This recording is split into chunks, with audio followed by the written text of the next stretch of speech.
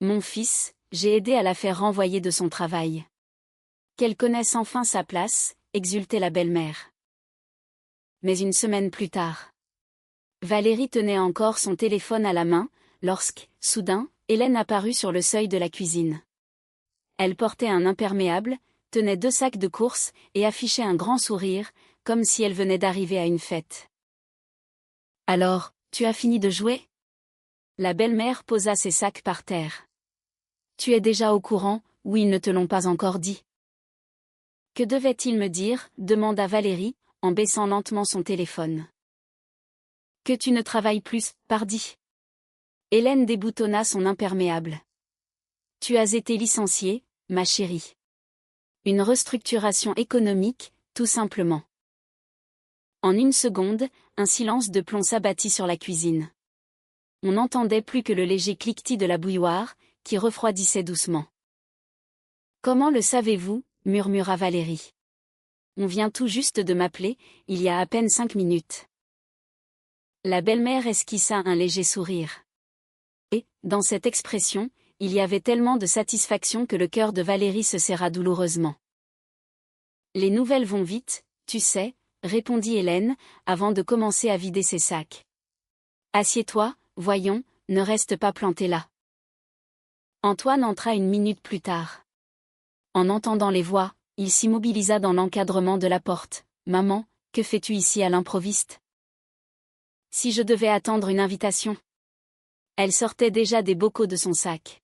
« J'ai eu un pressentiment, alors, je vous ai apporté des courses.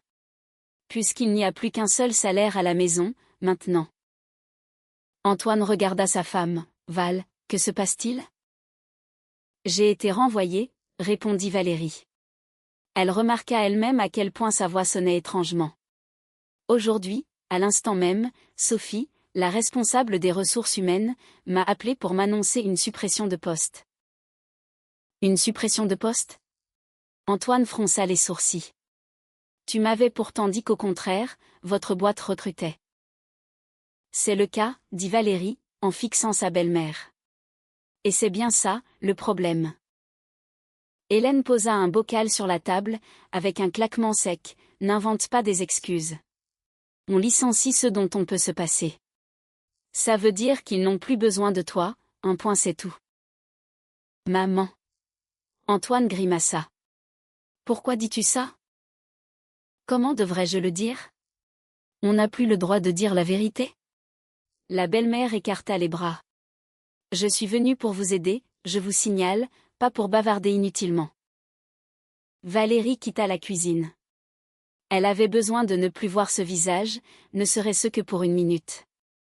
Une fois dans la chambre, elle s'assit au bord du lit, et déverrouilla à nouveau son téléphone. La conversation avec la RH tournait encore en boucle dans sa tête, par bribes. « Valérie, s'il vous plaît, ne le prenez pas mal. C'est une décision qui vient de la direction. Je suis vraiment mal à l'aise. » Elle était mal à l'aise, elle. Et qui était à l'aise dans cette histoire ? Valérie composa le numéro de sa collègue, Chloé. Celle-ci travaillait dans le service d'à côté, et elle était toujours la première au courant de tout. « Salut, Chloé. C'est vrai, cette histoire ? Ils m'ont vraiment. » Val, commença Chloé en baissant la voix, ne panique pas, surtout. C'est la folie, ici. Ce n'est pas une restructuration, c'est un renvoi pur et simple. Ce sont 2 choses bien différentes. Comment ça ? Ça veut dire que quelqu'un a lourdement insisté. L'ordre vient de tout en haut. Le PDG en personne a pris la décision. On raconte qu'il a reçu un coup de fil. Une femme appelait presque tous les jours, juste pour parler de toi. Valérie laissa lentement tomber le téléphone sur ses genoux. Une femme appelait tous les jours. Elle se leva, et retourna dans la cuisine. Hélène était justement en train de nettoyer une étagère de son réfrigérateur. Elle agissait en maîtresse de maison, comme si elle calculait déjà où ranger chaque chose. « C'est vous, » dit Valérie. Ce n'était pas une question, juste une constatation, faite à voix haute. « Moi quoi ?» répondit la belle-mère, sans même se retourner. « C'est vous qui avez appelé mon travail, et parlé au directeur ? Antoine leva le nez de son téléphone. Val, qu'est-ce qui te prend? Mais Hélène se redressa soudainement. Elle pivota, et, sur son visage, s'afficha à nouveau ce fameux petit sourire, et quand bien même ce serait moi. Elle posa son chiffon. Mon fils, je l'ai aidé à se faire renvoyer. Il faut bien qu'elle connaisse sa place, et qu'elle arrête de prendre la famille de haut. Un silence pesant envahit la pièce. Qu'est-ce que tu as fait? Articula lentement Antoine.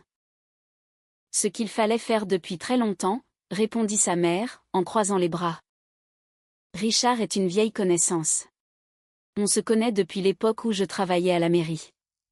Je l'ai appelé, et je lui ai expliqué quel genre d'oiseau il abritait dans son service comptabilité.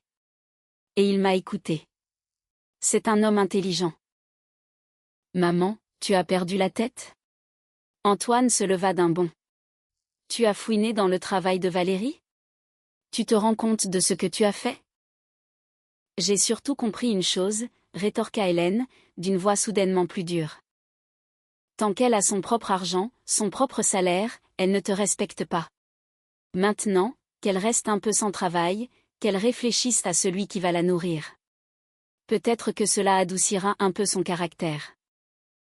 Mais comment osez-vous, commença Valérie, avant que sa voix ne se brise. J'ose, c'est tout. La belle-mère reprit son chiffon. Et ne me regarde pas comme une ennemie. Je sauve notre famille. Votre famille. Un jour, tu m'en remercieras. Valérie la regardait, incapable de trouver ses mots. À l'intérieur d'elle-même, tout bouillonnait de rage, mais il y avait aussi autre chose, une sensation glaciale. Cette femme avait commis un acte impardonnable, et, pourtant, elle l'avouait ouvertement. Si elle n'avait pas peur, cela signifiait qu'elle était persuadée de s'en tirer à bon compte. Partez, dit doucement Valérie. Quoi? Sortez de chez moi. Hélène éclata de rire. Chez toi? Elle balaya la cuisine du regard. Ma petite, es-tu seulement au courant de la provenance de l'argent qui a payé cet appartement? J'ai payé la moitié de l'apport initial, de mes propres poches. Alors, fais bien attention à ce que tu dis concernant ma maison. Antoine gardait le silence. Et ce mutisme était, de loin, la pire des trahisons. Antoine, dit Valérie en se tournant vers son mari. Dis-lui de partir. Maman, honnêtement, il vaudrait mieux que tu rentres chez toi, pour l'instant, réussit-il à articuler. On va régler ça. Régler ça, tu parles. La belle-mère fouilla de nouveau dans son sac. Je ne vais nulle part. Comment pourrais-je vous abandonner dans un moment pareil? Notre petite Valérie est au chômage. Toi, tu es à cran. Je vais m'installer chez vous pour le moment. Je vais vous aider avec le ménage, avec l'argent, parce que, croyez-moi, sans moi, vous êtes perdus. Non, coupa rapidement Valérie. N'emménagez pas ici. Si, c'est nécessaire. Hélène sortit de son sac une paire de chaussons, les siens, qu'elle avait pris soin d'apporter en avance. Je suis une mère, je sais ce qui est le mieux pour vous. Et, à cet instant, Valérie comprit une chose terrible, ce n'était que le début. La nuit venue, Antoine et elle discutèrent en chuchotant dans la cuisine. Ils ne voulaient pas réveiller la belle-mère, qui s'était confortablement installée sur le canapé lit du salon. Antoine, tu te rends compte de ce qui s'est passé? Valérie serrait fort sa tasse de thé froid. Ta mère a appelé mon directeur, et on m'a jeté à la rue à cause d'elle. Je sais. Il se frotta le visage à deux mains. Val, je suis tout aussi choquée que toi, mais qu'est-ce que tu veux que j'y fasse? C'est ma mère. Tu pourrais lui dire de partir. Mais elle veut juste nous aider. Elle ne veut pas nous aider. Valérie se pencha en avant. Elle veut me chasser d'ici. Tu ne le vois donc pas? Bon, n'exagère pas, Antoine détourna le regard. Elle est brusque, oui. Mais, après tout, c'est une mère. Elle s'inquiète pour nous. C'est exactement à ce moment-là que Valérie, pour la première fois de la soirée, ressentit une vraie peur. Elle n'avait pas peur de sa belle-mère, non, mais de voir qu'Antoine était déjà à moitié de son côté. D'accord, céda Valérie. Qu'elle reste 2 jours, mais pas un de plus. Elle-même n'y croyait pas, au moment où elle prononça ces mots. Le matin commença par une odeur bien présente. Des oignons rissolés, du lard, quelque chose qui cuisait à la poêle. Hélène s'affairait dans la cuisine, faisant teinter les casseroles avec l'assurance de quelqu'un qui avait vécu là toute sa vie. « Ah, tu es levée ?» Elle ne daigna même pas se retourner. « J'ai préparé le petit déjeuner. Mon petit Antoine part travailler, toi tu dors, alors que cet homme doit sortir dans une demi-heure. »« Je l'aurais préparé moi-même, » répliqua Valérie. « Sauf que tu ne l'as pas fait. » La belle-mère répartit la nourriture dans les assiettes. « Ce n'est pas grave, le temps que tu sois sans emploi, je ferai les repas, je ferai le ménage. Au moins, je me rendrai utile dans cette maison. » Valérie garda le silence. Elle n'avait aucune force pour se disputer dès le matin. Antoine mangea, remercia sa mère, déposa un baiser rapide sur la joue de Valérie, puis fila au travail.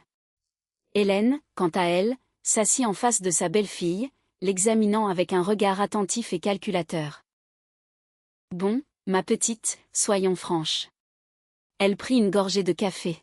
« Tu ne vas pas retrouver du travail de sitôt, surtout avec un tel dossier. »« Quel dossier ? » ?»« Le tien, pardi, » ricana la belle-mère. « Les recruteurs vont se renseigner, ils appelleront ton ancienne boîte, et là, on leur racontera à quel point tu étais un élément précieux.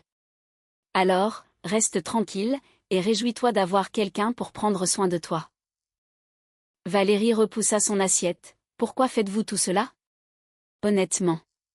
Épargnez-moi le discours du sauvetage de la famille. » « Pourquoi ? » Hélène resta silencieuse un long moment, puis elle répondit.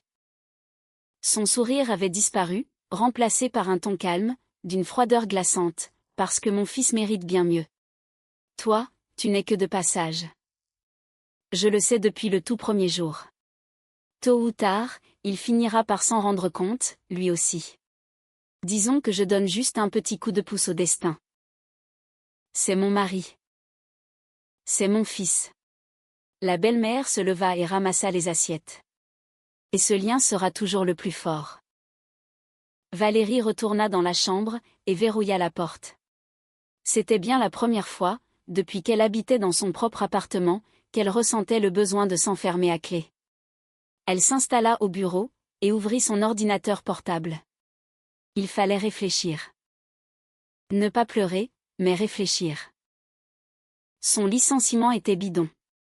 Chloé l'avait dit clairement, ce n'était pas une restructuration économique, mais un renvoi sur commande.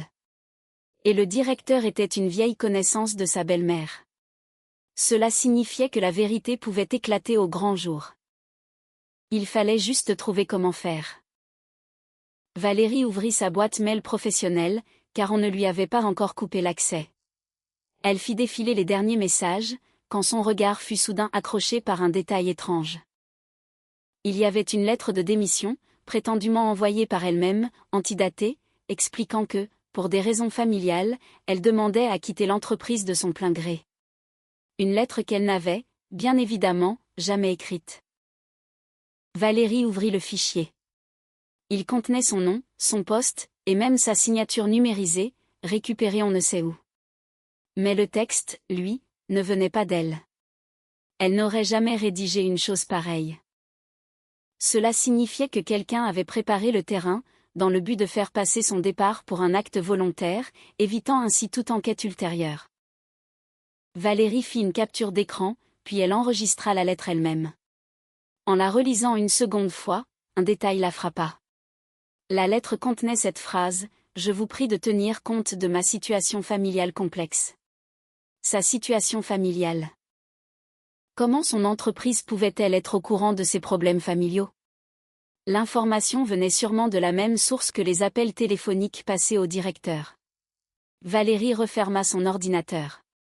Ses mains tremblaient légèrement, mais, cette fois, ce n'était plus de désespoir. Le soir venu, Hélène accueillit son fils comme un roi.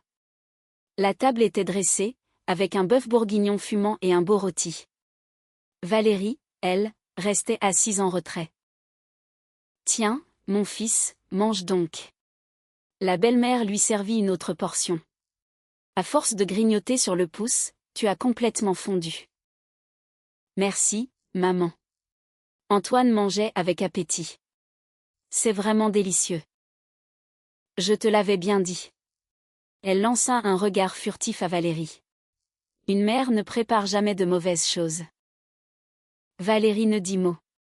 Elle avait décidé de ne rien révéler concernant la fausse lettre, pour l'instant. Il était encore trop tôt.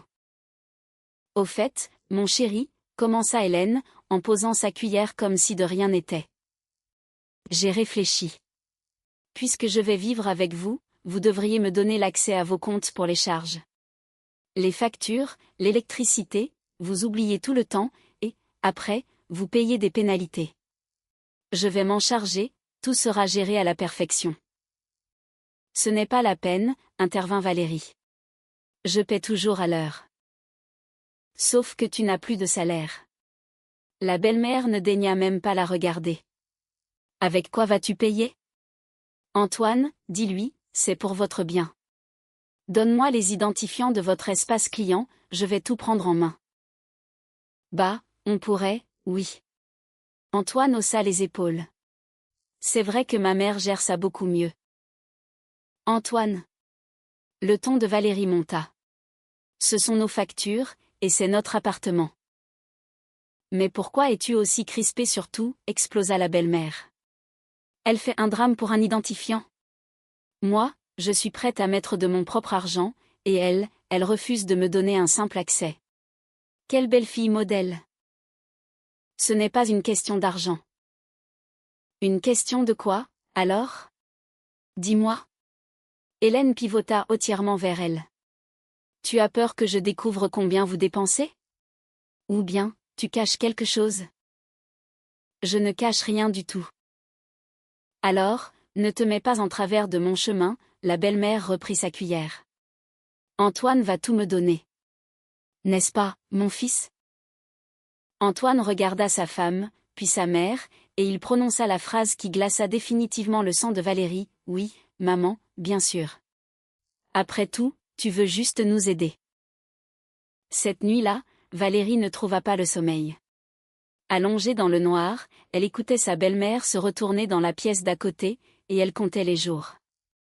Cela faisait seulement 48 heures, et, déjà, Hélène gérait les repas, prenait le contrôle de l'argent, et obtenait l'accès à leurs charges bancaires. Encore un peu, et cette femme deviendrait la véritable maîtresse de maison. Valérie, elle, finirait comme une simple invitée, tolérée par pitié. C'est alors qu'elle eut une illumination. L'espace client. Les factures de copropriété. Ce n'était pas seulement une question d'électricité ou d'eau. Cet espace était directement lié à l'appartement, au compte bancaire principal, et, surtout, au titre de propriété. Que la belle-mère veuille l'accès aux charges, Valérie pouvait encore le concevoir. C'était pour le contrôle, l'argent, le pouvoir. Mais une petite voix intérieure lui soufflait que ce n'était pas uniquement une affaire de facture. Le lendemain matin, une fois Antoine parti au travail et sa belle-mère sortie faire les courses, Valérie accomplit un acte qu'elle n'aurait jamais cru possible. Elle entra dans la pièce où dormait Hélène, et inspecta les lieux. Le sac à main de sa belle-mère était posé sur une chaise. Valérie hésita un instant. Sa conscience lui murmurait, ne fais pas ça. Mais une autre voix, plus froide et infiniment plus lucide, rétorqua, elle s'est immiscée dans ton travail, dans ta maison, dans ton argent. Tu as le droit de savoir. Valérie ouvrit le sac. À l'intérieur se trouvait un portefeuille, des lunettes, des médicaments, un mouchoir en tissu, et une pochette. Une simple pochette de bureau à bouton pression. Valérie la sortit, et l'ouvrit. Elle contenait des documents. Elle les feuilleta, une copie de la carte d'identité d'Antoine, une copie de l'acte de propriété de l'appartement, et un formulaire vierge. Une procuration. Valérie parcourut le texte des yeux. Ses mains devinrent moites. Il s'agissait d'une procuration générale. Elle devait être signée par Antoine, donnant à Hélène le plein pouvoir pour représenter ses intérêts, gérer, et même effectuer des transactions concernant leur appartement. Le document était encore vierge et non signé, mais il était prêt à l'emploi. Il ne restait plus qu'à le glisser sous le nez de son fils, l'air de rien, en lui disant « Signe juste ici, mon chéri, c'est pour les papiers de la copropriété. » Valérie photographia soigneusement chaque page, avant de tout replacer exactement comme elle l'avait trouvé. Elle referma la pochette, remit le sac à sa place, et quitta la pièce. Ce n'est qu'une fois dans le couloir qu'elle réalisa qu'elle avait pratiquement retenu son souffle tout ce temps. Le mystère était levé. Le but d'Hélène n'était pas seulement de soumettre Valérie, ou de la rendre dépendante. La belle-mère visait l'appartement, et c'était visiblement la pièce maîtresse de son plan diabolique. La belle-mère revint des courses d'excellente humeur, les bras chargés de sacs. « Ma petite Valérie, je t'ai pris de belles pommes, dit-elle en déballant les fruits. Mange des vitamines, tu as l'air tellement pâle. » Merci, répondit Valérie. Elle fut elle-même surprise du calme absolu de sa propre voix. D'où te vient cette soudaine amabilité ? Hélène plissa les yeux. Ce matin, tu te cachais comme une souris, et maintenant, tu me dis merci. Je suis fatiguée de me battre. Valérie haussa les épaules. Vous avez raison. À quoi bon se disputer ? Eh bien, voilà. Le visage de la belle-mère s'illumina. Tu aurais dû comprendre ça plus tôt. Je ne suis pas ton ennemi. Nous finirons même par devenir de bonnes amies. Valérie lui sourit en retour. Ce fut sans doute le sourire le plus difficile qu'elle eut à faire de toute sa vie, car, désormais, elle connaissait les véritables intentions de sa belle-mère, et elle savait pertinemment qu'elle ne devait rien laisser paraître. Le soir même, la mère de Valérie appela. Valérie s'enferma dans la salle de bain avec son téléphone, et fit couler l'eau du robinet, pour étouffer le bruit de la conversation. « Allô, maman. Écoute, j'ai besoin de tes conseils, mais s'il te plaît, ne panique pas. » Que se passe-t-il ? La voix de sa mère se crispa instantanément. J'ai été licenciée. C'est l'œuvre de ma belle-mère. Elle a fait jouer ses relations. Et, maintenant, elle a emménagé chez nous, dans le but de s'approprier l'appartement. Elle est en train de préparer une procuration à son nom. Mon Dieu, murmura sa mère après un long silence. Valérie fuit, par-delà. Je ne fuirai pas, Valérie fixait l'eau qui coulait. C'est mon appartement. C'est le nôtre, à Antoine et à moi. Je refuse de l'abandonner à cette femme. Et Antoine, que dit-il de tout ça ? Antoine ne dit rien du tout. Valérie déglutit difficilement. Il l'écoute aveuglément. C'est sa mère, tu comprends ? Quoi qu'elle fasse, il finit toujours par lui pardonner. Dans ce cas, il te faut des preuves tangibles. Il doit voir de ses propres yeux qui est réellement sa mère. J'ai déjà quelques éléments, assura Valérie. Mais ce n'est pas suffisant. Il m'en faut plus. Elle raccrocha, et croisa son reflet dans le miroir. Elle était pâle, ses yeux étaient rougis, mais son regard avait changé. Ce n'était plus le même regard qu'il y a 2 jours. Le jour suivant, Hélène commit sa première véritable erreur. Elle prenait un café dans la cuisine. La belle-mère adorait ces petits moments autour d'une tasse chaude, car c'était l'occasion rêvée pour faire la morale à sa belle-fille. En remuant son sucre, elle lâcha soudainement, « Tu sais, tu as tort de m'en vouloir pour ton travail. Je n'ai pas fait ça par méchanceté. J'ai été très claire avec Richard. Je lui ai dit. Débarrasse-toi de cette petite en douceur, sans faire de scandale. Fais-lui rédiger une belle lettre de démission, pour faire croire qu'elle est partie d'elle-même, que ce soit propre. » Valérie se figea, la tasse à quelques centimètres de ses lèvres. Une lettre de démission. De quelle lettre parlez-vous ? Demanda-t-elle, en essayant de paraître aussi détachée que possible. Oh, un bout de papier. La belle-mère balaya l'air de la main. Juste pour donner l'impression que tu as démissionné dans les règles de l'art. Comme ça, on ne t'a pas viré, tu es parti de ton plein gré. C'est plus professionnel. Tu n'as pas à avoir honte, et personne ne te posera de questions gênantes. C'était ça. Elle venait d'avouer de sa propre bouche. L'existence de cette fausse lettre, que Valérie avait trouvé dans sa boîte mail n'était connu que de sa belle-mère et de la personne qui l'avait fabriqué. C'est très intelligent, admit Valérie. Vous avez pensé à tout. Évidemment. Hélène hocha la tête, visiblement flattée. J'ai de l'expérience, ma fille, on ne me roule pas dans la farine. Valérie reposa lentement sa tasse. À l'intérieur, son cœur chantait de joie. Elle avait désormais la lettre et les aveux. Il ne lui restait plus qu'à rassembler les pièces du puzzle et à s'assurer qu'Antoine entende la vérité de ses propres oreilles. Le soir même, le destin décida de lui donner un coup de pouce inespéré. On sonna à la porte. Valérie alla ouvrir. Sur le palier se tenait leur voisine du dessous, Francine, une dame un peu forte, vêtue d'une robe de chambre à fleurs. « Bonjour Valérie », hésita la voisine. « Excuse-moi de te déranger à cette heure. Je viens te voir au sujet de ton invité. » « Quel invité ? » ? « Eh bien, ta belle-mère, voyons. » Francine baissa la voix. « Hier soir, dans la cour, elle discutait avec une de mes amies. Et elle parlait fort, très fort. Elle racontait fièrement que votre appartement serait très bientôt à son nom, et qu'elle y ferait enfin le grand ménage. Elle a même ajouté qu'au moment venu, tu aurais déjà disparu de la circulation. » Valérie sentit un frisson glacial lui parcourir la colonne vertébrale. Elle a vraiment dit ça, mot pour mot. Mot pour mot, acquiesça la voisine avec force.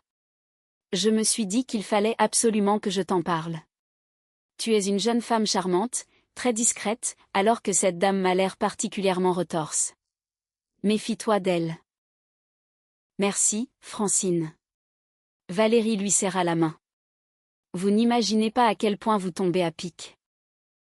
La voisine repartit, mais Valérie resta plantée devant la porte fermée. Un témoin. Elle avait un témoin physique, qui avait entendu de ses propres oreilles la belle-mère évoquer la propriété de l'appartement, et la nécessité de se débarrasser d'elle. Le piège, qu'Hélène croyait refermé sur sa belle-fille, était en train de se retourner contre elle. Mais la vieille femme restait sur ses gardes. Le lendemain matin, à son réveil, Valérie constata la disparition de son ordinateur portable. Celui-là même qui contenait les captures d'écran, les photos de la procuration, et la copie de la fausse lettre. Son cœur fit un bond dans sa poitrine. Elle fouilla frénétiquement la chambre, puis la cuisine, et enfin l'entrée. L'ordinateur restait introuvable. « Hélène, vous n'auriez pas vu mon ordinateur ?» demanda Valérie, en faisant un effort surhumain pour garder un ton calme. « Ton ordinateur ?» La belle-mère continuait d'émincer ses légumes, sans se retourner. « Ah, oui. Je l'ai rangé. Il prenait la poussière sur le bureau. De toute façon, tu ne travailles plus, non ? À quoi pourrait-il bien te servir ? Où est-il ? Il va réapparaître, ne t'en fais pas, Hélène haussa les épaules. Ne te mets pas dans un état pareil. Qu'y a-t-il de si précieux dedans ? Des photos de petits chats ? Valérie resta immobile. Elle comprit immédiatement la situation, sa belle-mère se doutait de quelque chose, ou bien, par simple précaution, elle avait décidé d'éloigner tout moyen de communication de sa belle-fille. L'essentiel, à ce stade, était de ne surtout pas céder à la panique. « Rendez-le-moi, s'il vous plaît », insista Valérie. « Mes documents s'y trouvent. Mon CVI, je dois chercher du travail. » Mademoiselle cherche du travail, ricana la belle-mère. Je te le rendrai ce soir. Laisse-moi au moins le temps de nettoyer la poussière. Valérie retourna s'enfermer dans sa chambre. Par chance, elle avait eu la présence d'esprit, la veille, de transférer toutes ses photos et ses fichiers sur son téléphone, ainsi que sur un espace de stockage en ligne. Sa belle-mère pouvait bien jeter cet ordinateur à la poubelle, les copies, elles, étaient en parfaite sécurité. Mais le simple fait qu'Hélène commence à confisquer ses affaires personnelles prouvait une chose, le temps lui était compté. Il fallait passer à la vitesse supérieure. À l'heure du déjeuner, la belle-mère mit en place une nouvelle stratégie. Elle entra dans la chambre de Valérie sans même frapper à la porte, s'assit lourdement sur une chaise, et étala plusieurs bouts de papier sur ses genoux. « Ma petite Valérie, il faut qu'on fasse les comptes. Sa voix était mielleuse à souhait. Puisque tu ne ramènes plus de salaire, essayons d'évaluer, en toute équité, les dépenses de chacune dans cette maison. Faire quel compte? Valérie posa son téléphone, l'écran tourné vers le bas. Eh bien, regarde. Hélène déploya ses petits papiers. J'achète la nourriture. Désormais, c'est moi qui paie les charges. Le salaire de mon fils, à quoi sert-il? À vous entretenir tous les deux. Et toi, quelle est ta contribution? Aucune. Si on résume la situation, tu vis à nos crochets, n'est-ce pas? J'avais encore un travail il y a une semaine, rétorqua Valérie. Et c'est uniquement par votre faute que je l'ai perdu. Et c'est reparti pour un tour. La belle-mère grimaça de mépris. Essaie de comprendre, je ne te fais aucun reproche. C'est pour ton bien. Soyons simplement réalistes, tant que tu ne participes pas financièrement, ton droit de parole dans cette maison diminue drastiquement. C'est la pure logique, tu ne crois pas? Voilà donc où elle voulait en venir. D'abord le licenciement, ensuite l'accusation de parasitisme et, pour finir, la privation de son droit de parole. Si elle laissait faire, dans très peu de temps, Valérie devrait demander l'autorisation avant de se servir un simple verre d'eau chez elle. Très bien, répondit calmement Valérie. C'est tout à fait logique. Parfait. Hélène rassembla ses papiers, visiblement ravie de sa victoire. Quelle fille sensée. On peut finalement s'arranger avec toi. Elle quitta la pièce. Valérie resta longtemps assise, le regard perdu dans le vide. Sa belle-mère construisait une cage autour d'elle, avec une patience glaçante, barreau après barreau. Elle s'en était prise à son travail, à son argent, à sa maison, et, maintenant, elle s'attaquait à sa dignité. Le plus effrayant dans tout cela, c'était qu'Antoine était complètement aveugle à la situation. À ses yeux, sa mère ne faisait que les aider. Il fallait donc qu'il constate la vérité par lui-même. Les simples paroles de Valérie ne suffiraient pas, il n'y croirait jamais totalement. Le soir venu, la belle-mère fit un nouveau faux pas, sans même s'en apercevoir. Elle était assise dans le salon avec Antoine, tandis que Valérie se trouvait dans la cuisine, d'où elle entendait tout. « Mon petit Antoine, tu devrais penser à l'avenir, » murmura Hélène à mi-voix. « On ne sait jamais ce que la vie nous réserve. Imagine que vous divorciez, l'appartement sera divisé en deux. Tu seras obligé d'en céder la moitié à une étrangère. Mais si tu le mets à mon nom, tout restera dans la famille, et tu auras l'esprit tranquille. Maman, nous n'avons absolument aucune intention de divorcer. Et je ne dis pas le contraire. C'est juste par précaution. Une mère ne te donnera jamais de mauvais conseils. » Debout devant les plaques de cuisson, Valérie écoutait attentivement. Cette fois, la belle-mère n'avait pas seulement parlé devant elle, mais directement devant son propre fils. Elle avait ouvertement évoqué l'appartement, et l'idée de le mettre à son nom.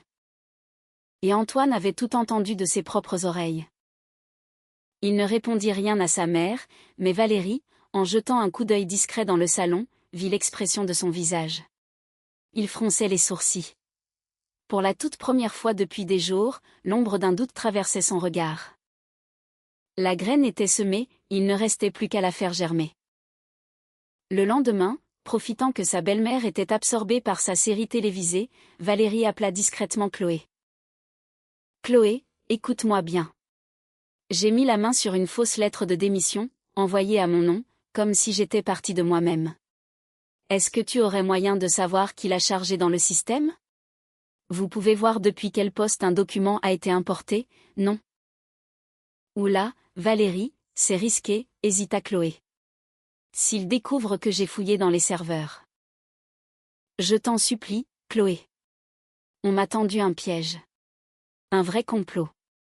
J'ai absolument besoin de le prouver. Chloé marqua une pause, d'accord, je vais voir ce que je peux faire. Mais si jamais ça tourne mal, je ne t'ai rien dit. Merci, infiniment. Tu n'imagines pas ce que ça représente pour moi. 1 heure plus tard, Chloé la rappela. Sa voix était étrangement tremblante. Val, assieds-toi bien. La lettre a été importée depuis l'ordinateur de l'accueil, celui de l'assistante du PDG. C'était la veille de ton renvoi, sur l'heure du déjeuner. Et tu sais le plus dingue? J'ai vérifié les caméras de surveillance de l'étage. J'y ai accès. À ce moment précis, il y avait une femme assise au bureau de l'accueil. Une dame âgée, vêtue d'un imperméable bleu, qui ne fait pas partie de l'entreprise. Un imperméable bleu. Valérie ferma les yeux. Hélène était arrivée chez eux vêtue, précisément, de ce même vêtement. Chloé, et les caméras? La vidéo a été sauvegardée? Oui, tout a été conservé. Par précaution, j'ai copié l'extrait sur une clé. Juste au cas où, tu vois. Envoie-le-moi, je t'en conjure. Une minute plus tard, le fichier apparaissait sur le téléphone de Valérie. C'était une vidéo granuleuse. On y voyait le hall d'accueil, le bureau de l'assistante, et, derrière l'écran, une femme en imperméable bleu, penchée sur le clavier. Son visage n'était pas parfaitement net, mais Valérie aurait reconnu entre mille cette silhouette, ce manteau, et cette posture si caractéristique. Sa propre belle-mère s'était déplacée en personne jusqu'à son travail, dans l'unique but d'insérer cette fausse lettre de démission. Dorénavant, Valérie avait toutes les cartes en main. Les aveux sur l'appel au directeur, ceux sur la lettre falsifiée, la photo de la procuration rédigée, et même le témoignage de la voisine. À cela s'ajoutait, enfin, l'enregistrement vidéo. Il ne lui restait plus qu'à réunir toutes ces preuves, et à frapper au moment opportun. Le jour suivant, un incident en apparence anodin vint parachever le tableau. Un livreur sonna à la porte, un colis sous le bras. La commande était adressée au nom d'Hélène. Le jeune homme vérifia son terminal, paiement à la livraison, 30 €, s'il vous plaît. Je n'ai absolument rien commandé, balbutia Valérie. Accordez-moi une seconde. Elle appela sa belle-mère. Celle-ci sortit de la pièce, jeta un coup d'œil au paquet, et, comme si de rien n'était, fouilla dans son portefeuille. Ah, c'est pour moi. J'avais repéré du linge de lit, d'une excellente qualité. Elle compta les billets. Ce sera parfait pour la nouvelle chambre. Pour quelle nouvelle chambre? Demanda Valérie, intriguée. Hélène hésita une fraction de seconde, à peine perceptible. Oh, c'est juste pour chez moi, répondit-elle en s'emparant du carton. Il était grand temps que je change mes vieux draps. Mais Valérie avait parfaitement compris le sous-entendu. Du linge pour la nouvelle chambre. La belle-mère prenait ses aises, et se faisait livrer des affaires ici, et non chez elle. Dans sa tête, elle vivait déjà de façon permanente dans cet appartement, celui-là même dont elle comptait prendre la pleine propriété. Un simple détail, une banale boîte de draps, qui en disait bien plus long que tous ces grands discours sur l'entraide familiale. Valérie ne répliqua rien, mais elle l'enregistra précieusement dans un coin de sa tête. Chaque élément, chaque contradiction, venait s'ajouter à ce vaste complot qu'elle s'apprêtait à dévoiler sous les yeux de son mari. L'occasion rêvée se présenta d'elle-même. Ce vendredi-là, Antoine rentra du travail plus tôt que d'habitude. Son humeur était massacrante, sa journée s'étant manifestement très mal passée. Hélène se précipita aussitôt aux petits soins pour son fils bien-aimé. « Tu es épuisé, mon chéri? Assieds-toi là. Je vais te préparer un bon repas. Et je te ferai un thé à la menthe, exactement comme tu l'aimes. » « Maman, lâche-moi un peu, » soupira Antoine, en s'affalant sur le canapé. « Je n'ai pas faim. » « Comment ça, tu n'as pas faim? Il faut que tu manges, c'est indispensable. » La belle-mère arrivait déjà avec une assiette bien garnie. Valérie sut immédiatement que c'était le moment ou jamais. Antoine était à la fois exténué et irrité. Il en avait par-dessus la tête. Pour une fois, il serait peut-être disposé à entendre une critique concernant sa mère. « Antoine, » lança Valérie, en s'asseyant juste en face de lui. « Il faut qu'on ait une vraie discussion.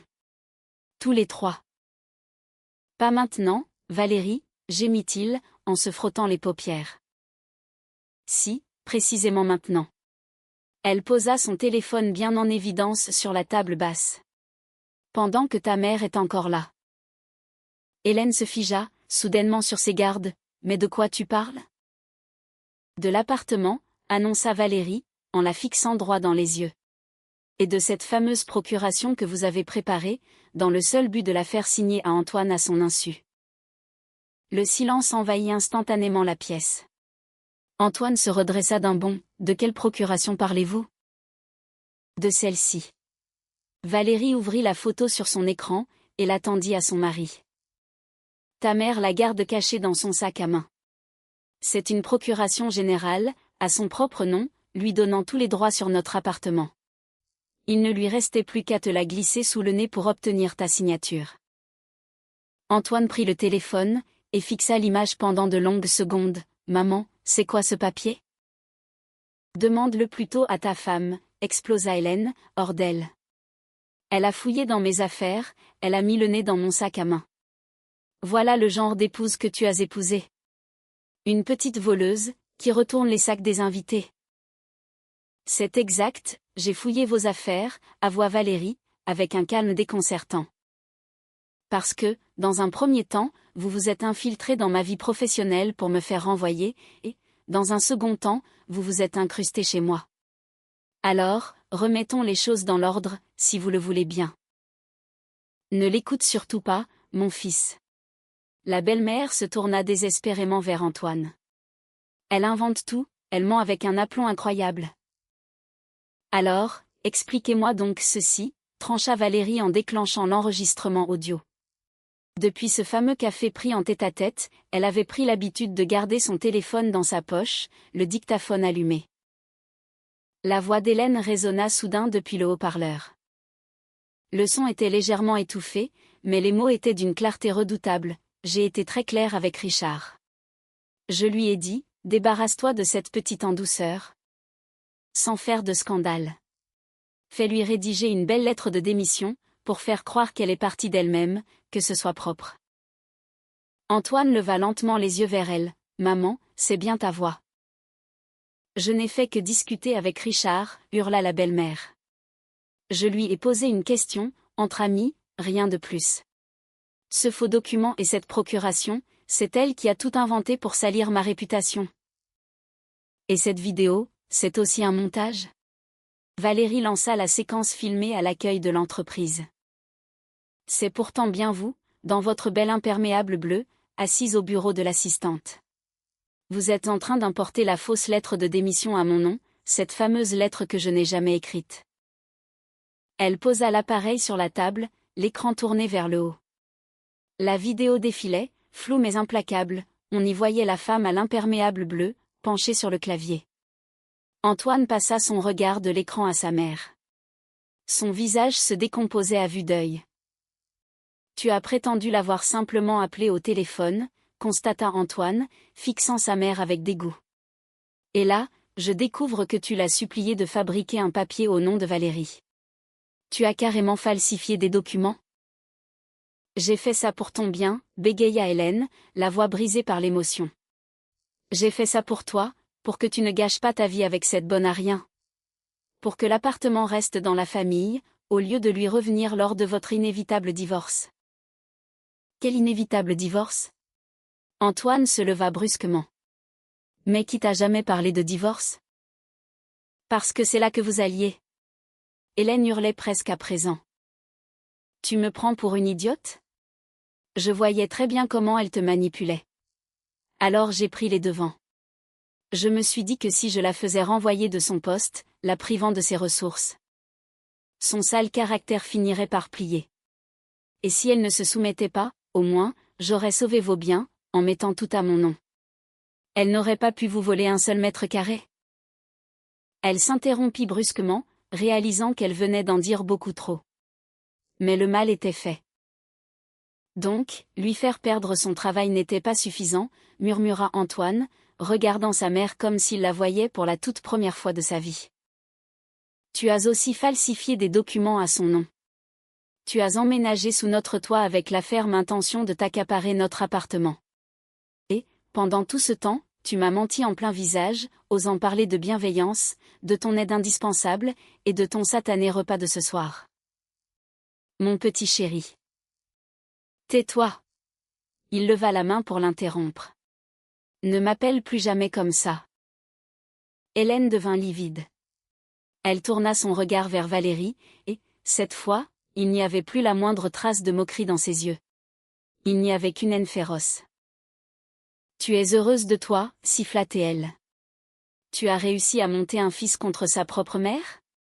Sale sorcière. Je n'ai monté personne contre vous, répliqua Valérie d'un ton neutre. Je me suis contentée de dévoiler la vérité.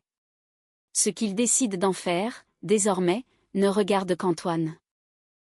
La belle-mère attrapa nerveusement son sac à main, tira sur la fermeture éclair, et vérifia l'intérieur de sa pochette. Les papiers étaient toujours là, mais, à présent, ils ne valaient plus rien. Cette procuration vierge ne serait jamais signée par personne.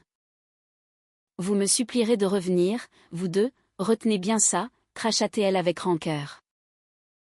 Maman, reprit Antoine, d'une voix à la fois épuisée et résolue. Je crois qu'il vaut mieux que tu partes, tout de suite. Tu vas jeter ta propre mère à la rue, tout ça pour les beaux yeux de cette fille? Ce n'est pas pour elle. Il secoua lentement la tête. C'est pour toi. Pour ce que tu viens d'avouer. Hélène resta figée au beau milieu du salon, froissant nerveusement les anses de son sac. Elle attendait secrètement que son fils change d'avis, qu'il se précipite pour la retenir, ou qu'il lui présente ses excuses. Mais Antoine garda le silence. Et Valérie aussi. Un silence lourd, définitif, qui ne laissait place à aucun pardon. La belle-mère enfila ses vêtements, y compris ce fameux imperméable bleu. Arrivée devant la porte d'entrée, elle se retourna une dernière fois. Bah, on n'abandonne jamais sa mère. Quand tu auras repris tes esprits, tu reviendras ramper pour me demander pardon. Rends-nous l'ordinateur, ordonna sèchement Antoine. L'ordinateur de Valérie. Où l'as-tu caché? Sans dire un mot, elle retourna dans le salon, sortit l'ordinateur de sa cachette sous le canapé, le posa sur la commode, puis quitta l'appartement en claquant la porte avec une telle violence que les vitres en tremblèrent. L'appartement retrouva enfin son calme. Un calme absolu, réparateur, pour la toute première fois depuis des jours. Antoine se laissa tomber sur le canapé, et enfouit sa tête entre ses mains. Quel crétin je fais, lâcha-t-il d'une voix sourde. Tu as essayé de me prévenir dès le premier jour, et moi, je n'ai rien voulu entendre. Tu voulais simplement croire que ta mère était quelqu'un de bien, murmura Valérie pour le rassurer. C'est une réaction tout à fait normale. Mais tu as perdu ton emploi à cause d'elle. Il releva les yeux vers sa femme. Val, pardonne-moi. Pardonne-moi pour mon silence, pour cette histoire de compte bancaire, pour absolument tout. À ce propos, dit Valérie, en s'asseyant à ses côtés. Demain, je file voir le PDG, avec l'enregistrement et la vidéo sous le bras. Il devra m'expliquer pourquoi, et comment, un document falsifié en mon nom a pu être transféré depuis le poste de sa propre assistante. Je pense qu'il trouvera cette perspective très instructive, s'il prend un peu de recul sur la situation. Et c'est exactement ce qui se produisit. Quelques jours plus tard, Richard, le directeur, reçut Valérie en personne. Il se montra d'une exquise courtoisie. Il avait très bien compris que les conséquences juridiques d'un faux document interne, couplé à un licenciement abusif dicté par une simple relation personnelle, seraient infiniment plus désastreuses que les états d'âme d'une employée injustement traitée. Valérie fut donc immédiatement réintégrée. Elle reçut des excuses officielles, ainsi qu'une belle indemnisation financière pour la période d'arrêt forcé. D'ailleurs, comme on l'apprit quelques mois plus tard, la direction invita poliment ce même directeur à faire ses cartons et à libérer son poste. La rumeur autour des vidéos et des enregistrements audio avait, semble-t-il, largement dépassé les murs de son bureau. Quant à Hélène, elle tenta, au début, d'appeler inlassablement son fils, mais celui-ci ne répondit jamais. Ensuite, elle se mit à lui envoyer d'interminables messages, criant à l'ingratitude, et lui rappelant comment elle s'était sacrifiée toute sa vie pour lui. Antoine persista dans son silence. Elle souhaitait ardemment que Valérie connaisse sa véritable place, et, au fond, son vœu avait été exaucé. Mais le résultat fut bien différent de ses sombres desseins. La place de Valérie était ici, chez elle, dans cet appartement, aux côtés d'un mari qui avait enfin ouvert les yeux. Et la place d'Hélène se trouvait dorénavant de l'autre côté d'une porte fermée à double tour. Elle n'avait plus le moindre accès à cette maison, ni la moindre emprise psychologique sur son fils. Quelques jours après ces événements, Antoine se rendit lui-même chez sa mère. Il exigea, d'un ton sans réplique, qu'elle lui restitue l'original de la procuration, ainsi que les copies de ses pièces d'identité et de l'acte de propriété. De retour chez lui, il sortit le fameux formulaire de sa pochette, le déchira silencieusement en deux, puis encore en deux, avant d'en jeter les lambeaux au fond de la poubelle. « C'est terminé », déclara-t-il sobrement. « Elle ne remettra plus jamais les pieds ici. Pas tant qu'elle n'aura pas pris conscience de la gravité de ses actes. » Valérie observait les morceaux de papier déchirés, qui gisaient dans la poubelle. Il y a si peu de temps, sa belle-mère se tenait pourtant triomphante, au beau milieu de cette même cuisine, jubilant qu'elle connaisse sa place. À présent, il ne restait de son grand plan machiavélique que ces tristes confettis, et quelques appels tombés dans le vide. Valérie s'approcha de la fenêtre. Dans la cour de l'immeuble, des enfants criaient en jouant, et quelqu'un tentait de garer sa voiture. La vie ordinaire reprenait tranquillement son cours. C'était sa propre vie, cette existence qu'on avait cru pouvoir lui voler, mais qui, finalement, restait intacte. Elle prit doucement la main d'Antoine. Il serra ses doigts en retour. Sa poigne était forte, ferme, comme s'il était terrorisé à l'idée de la lâcher un jour. De l'autre côté du mur, le téléphone restait désespérément muet. Hélène n'appela plus de toute la soirée. Peut-être avait-elle enfin compris, ou, plus simplement, peut-être était-elle épuisée. Quoi qu'il en soit, les lambeaux de la procuration finissaient leur course dans la corbeille, l'ordinateur portable avait regagné sa juste place, et, sur la table de la cuisine, 2 tasses de thé refroidissaient paisiblement. 2 tasses, seulement. Et non plus 3.